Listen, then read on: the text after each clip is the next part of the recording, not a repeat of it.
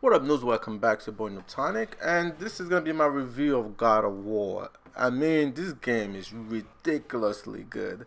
Um, I'm not gonna avoid spoilers because the game has been out for a while now. So if you haven't gotten it or you haven't played it, I can imagine that you own an Xbox and you're being very stubborn. So that's probably the only reason you haven't played it. I mean, everybody and their mom is playing this game right now. If you even look on PlayStation, beside from Fortnite, is the most highest game that's being streamed as we speak. But let me just dive right into it. I mean, this game have been called a masterpiece, and this is why. The game took borrowed a lot of elements from all the games that were great and just smashed into one game, from combat to story to just the basic mechanics of the fighting. It's just really well polished. Just think about all the games that you like to play, from like hack and slash like Bloodborne, storytelling of The Last of Us, and the open world building of I wouldn't even know how to explain the kind of world. It's not really open world. It's like sandbox open world, kind of like segment areas that's kind of opened. But the way the freaking architect is designed to get around and move around, it's like four dimensional. You could be climbing a mountain, you could be underground a tunnel, you could be going inside the serpent mouth. You could be. It's ridiculous how they did this. It's so good. And let's go back to this. Let's start with the story first of all. Now the story is just pretty much a way to get you to the journey. So you right at the beginning, the wife is dead, and her last wish is to take her ash to the highest mountain and spread it. This is just it's as basic as it gets. But what happens from point A to point B is some crazy shit. I mean, you go through hell and back in a God of War like kind of game, because if you're playing any God of War game, nothing goes your way. Like, you can't just say, "Oh, I'm just gonna get over there," and you get over there without somebody getting in your way. And that's pretty much what happens here. And you and your kid, and let me say, your kid is gonna be like one of the most useful tools that you're gonna have in this game. He doesn't get in the way. Like I said, they borrowed the elements from The Last of Us, like how you have Ellie and Joel. But in this case, Atreus is way more useful than Ellie. I mean, Ellie has nothing in Atreus. He could stand his own. You don't even have to look for him, watch him, protect him. He does it all by himself. If anything, you benefit more from having him there. He's like your co-op partner. And the more SP you spend on him and upgrading his armor, his fighting, and all that stuff, the better he gets in the fight. You can even hear as the gameplay goes on, Atreus will ask him, "How did we do in that fight?" And because depending on how he battled, creators will tell him, "You did alright, you did okay, or you need to get better." But the more you upgrade his equipment and stuff, at the end of the game, you can hear creators telling him, "Great, you did a good job in that battle. You held your own." Because he's getting better as the game progresses. He's getting more aggressive in the fight. His attacks that having more power. His super moves are being even more useful. Like, at some point, there's certain monsters you can't even take on without him, like the witches that throw the gases at you. You can't have killed them without Treyas. He has to stun the witches first, then you could deliver the final blow. Without him, you can't do shit. They will F you up throughout the whole fight. So one thing, him, the boy, he's on point. The way they did him and the mechanic, I don't even know how to build the AI around this boy, but they did like the best thing that a video game have seen in a while when it comes to like co-op mechanics, like partners in the game. Then you move on to like Kratos himself. Obviously, he's been revamped. He's older now. He's tired, and his moving is he shows you that he's been tired and fight. He's been fighting since God of War 1, so he's been tired. So he shows up in his new fighting style. He's more slower, but he deals some deadly blow. And I don't mean slower as in like, when I mean slow, I'm talking about the hack and slash style from that old game is gone. This is more diabolical. Like, when he f you up, he definitely effing you up. Like, when he you feel every single blow with that freaking axe that he has. Like you hear the crunches of the bones when he rips them apart. It is very brutal, violent game, and he really gets up in your face. And they do this great thing with the camera where it just follows you throughout the whole game. There's no cuts whatsoever. Even when you fast travel, there's no cuts. You just open a portal and you go through the portal and you exit the portal to the other area. There's no cut whatsoever. It kind of reminds me, I guess the best way to explain the camera angle is I'm sure everybody saw Black Panther by now. There's this one scene in I think they're in Korea or Tokyo where they're fighting in a freaking bar or something, and the camera follows them throughout the whole scene. The camera did not cut one single time. Imagine that's pretty much the whole video game. It follows characters through the whole scene. Let's say something big happens, the cinematic, it will zoom out, shows the cinematic, and it just comes right back behind them. Never cuts. There's no loading time. There's nothing. I don't know how they did it, and I can imagine there's a lot going on under the hood because I played it on the regular PlayStation 4 on my 65-inch TV, and boy, I'm telling you, that PlayStation 4 was making some sound in the background. I mean, my fan was blowing because the amount of graphic that it was pumping out was like, I didn't even know if my old PlayStation could handle it. So those that own the PlayStation Pro, I'm sure that thing looked magnificent on their PlayStation Pro on a 4K TV.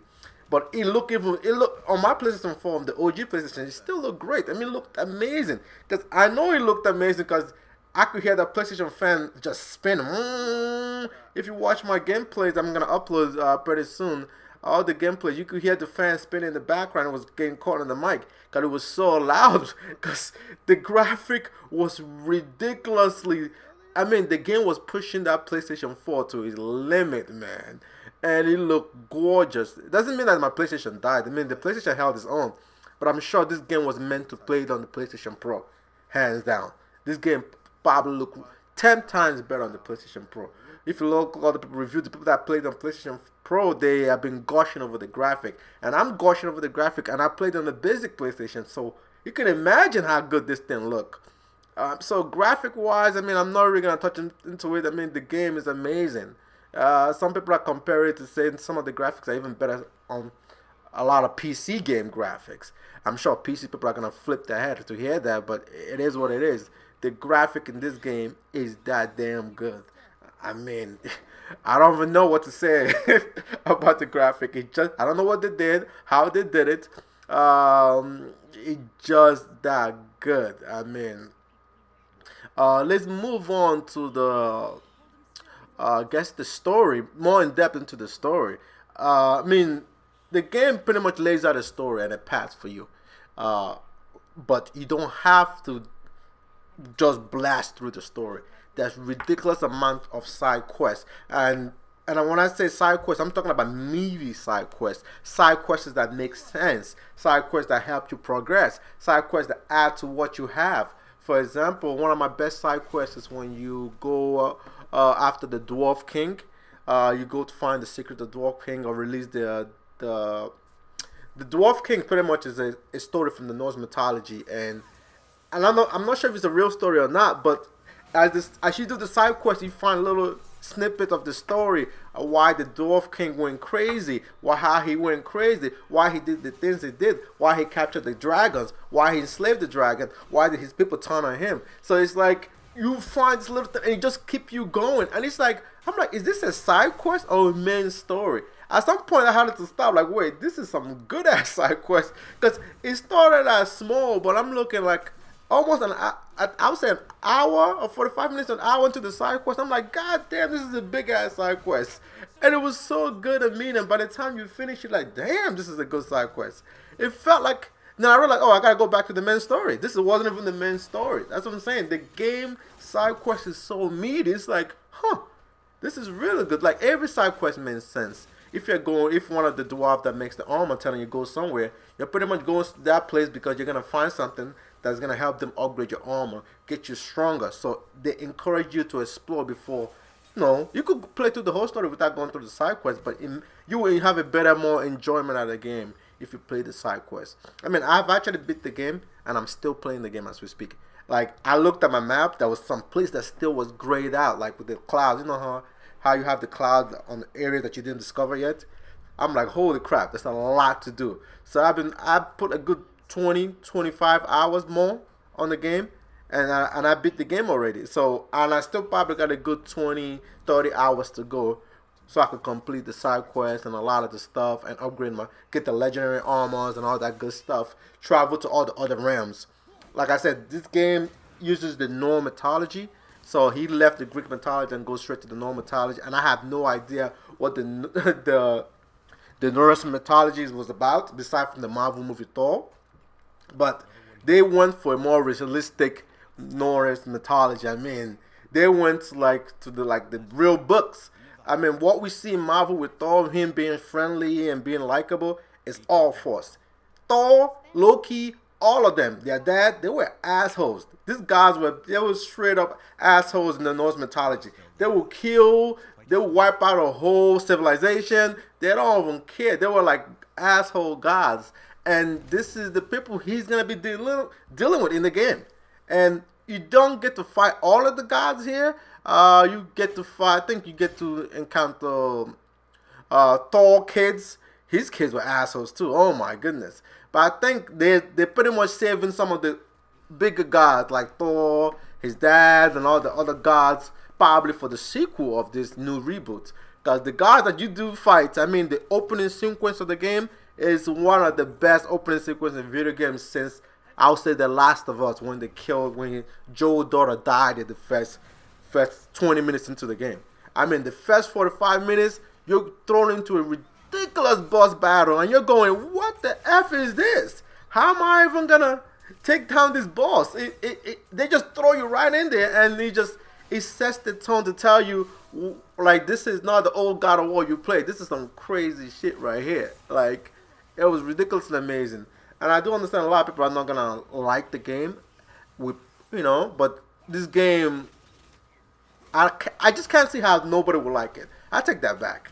I mean, you probably have a taste. Like, some people like multiplayer, some people like story. I mean, but this is just a good ass story. It does it on a higher level. The gameplay is done on a higher level. So when I see people, users trying to downvote it on Metacritics and try to reduce the scores and writing out this bullshit, try to bring down the score because they thought it was scored too high. Like, I'm guessing 99% of those people are probably Xbox owners. You guys doing yourself a disservice. I mean, this is a great game, period. You don't have to be so blindly sided with a brand loyalty to Microsoft for you to realize that this is the good game. You don't have to be. All the Xboxes is just a plastic box. All the PlayStation is a plastic box. The thing that makes the system is the games that's in it. And Sony have done it again. They have provided a very meaty, beautiful game, like a game that you could look back years from now and go, God damn, that was a good game. And it'd be a shame for a lot of people to just miss out on it because they have such a blind, following of a brand loyalty to Xbox and somehow, and just don't care about what's going on in the video game world. So I mean, that's pretty much it for me. Like I said, I'm not Sony. PlayStation is my choice of platform because they simply have been consistent when it comes to gameplay. The video games I like to play. But I'm not 100% loyal with Sony. For example, like, I called them out when they do their bullshit. I remember this is before I even got ahead of a YouTube. I should have made a video about that when Order 1888, whatever that game is called, that bullshit came out, and I bought it on day one, and that shit was trash. Great graphic, but trash game. And I sold that game so fast. I threw that game away so fast. It just, they make mistakes, but they correct their mistake. That's the difference between Sony and Microsoft. That's why they rejected the games like PUBG when PUBG came to Sony and tried to get them to bring the PUBG into PlayStation, and Sony just straight up turned them down. Like, your game is unfinished. Bring the game back when it's finished. Sony literally told the best game, PUBG, no, we don't want you until your game is done. But Microsoft picked it up right away. But you see, they knew They want masterpiece on their system. They want games like God of War, The Last of Us. They don't want anything from going on here going on that is gonna mess up the brand of the game. Like PlayStation now is known for the place to play the best games. Period. And that's the realisticness. And you don't have to don't have to be a PlayStation fan to want to play the best games. It just happened to be on PlayStation. So I do encourage the people that don't own a PlayStation, borrow a friend's PlayStation, goes to somebody's house, go play the damn game, man. Stop playing, stop being a hater, stop being fanboys. Just go play the damn games, okay? And that's pretty much where I'm gonna leave it. And just enjoy. I'm gonna be smashing and releasing those freaking gameplays back to back. So make sure you guys watch my walkthrough of the whole game and enjoy the experience with me. That's it for now, noobs. Hope you guys enjoy. Break that subscription button and the like button, and I'll talk to you noobs later.